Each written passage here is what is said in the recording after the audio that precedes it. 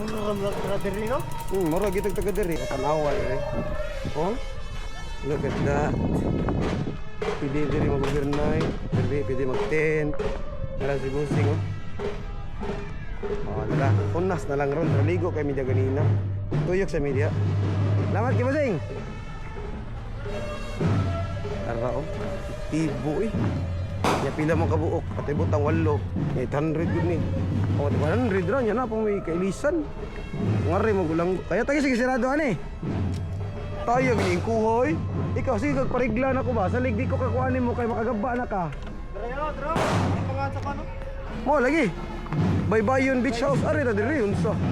A big shout out to Baybayon Beach House. So nindot kay diri mga suking tigpaminaw. Ang white sand nila puti yun, dili black. O mo dinhi ang bridge, ambot mura ni siya kanang tawag ani port diri pero wa may nang dunggo. Pero diha may mga ligo kay ganahan kay midra. Na ito yung diri dapita pero ari sa unahan dapit sa tuan wala. Okay dara, mao ni ang Baybayon Beach House. Tag 800 ilang cottage, tag 35 ang room, overnight na free breakfast. Daray mga karaho, relax pa kayo. Okay, so nindot kinay diri natay ilisan, natay liguan na nindot kayo. Dayon tan-aw na to diri mga suking tigpaminaw. Diin mi or among paborito nga spot nga maligo diri sa Olango Island.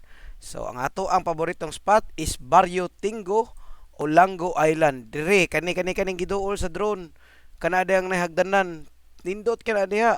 Kung taob na diha, sakto-sakto ra gyud di kay lawom, di kay mabaw. Okay, Lahos Pacific Ocean. Oy dara mga bata lingaw kay tanan. Ako din gidronan diri sila si Inko, si Tintin og si Dibis. Kay ngano, wala may lain mo drive ako raman. So mao ni siya ang Baybayon Beach House no nindot kay tanan no. Gi kami nag-inom man Smirnoff. Okay dara parong drone. Kuya kay tanan. Punduta to diri mo ni sa tanan nga lugar sa Olango mo ra ni ha personal preference ni nako. Mao ni akong ganahan diri kay maka saom na kana dira mabuhi ngay nas Ilams Cottage nagpalandong na dira Tintin si Inko nagtinghaya si Dibis na sa kuan kay init daw kayo. Darat Inko mura pagkuan lumod. May pa kay mo tinghaya. Yan natin mga bisita diri daghan sad na mga foreigner.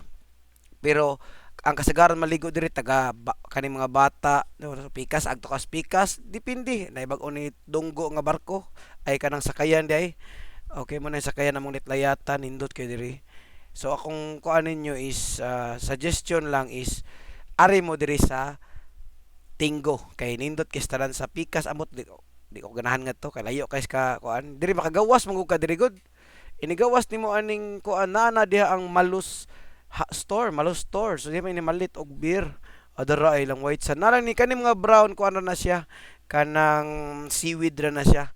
Nanguli na sila Dayon deres na Inko ligo pa ako kay naputol ko kay ingon sila nga palupar remark kanang nangaligo mi. So sulugoon ra man taning Inko okay rasad. So tanawa go na nindot kay dagat diri dara mao ni siya pinaka-epektibo nga shot nga akong nabuhat kay walay banog walay manggukod diri sa drone. Okay dara ang Baybayon Beach House tumoy gyud kanang diha gyud kana iskina mao na diha kanin diri dapit aning kapilya ba ni simbahan.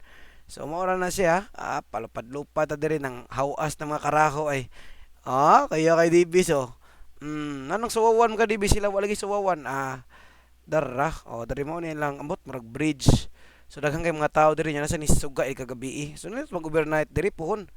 Nya mauli na ang drone kay ako ra gitaon nga wa kaligo kayo kay ako may drive. Shout out Rainier Tongko. Salamat sa pag-abi-abi namo diri sa Baybayon Beach House.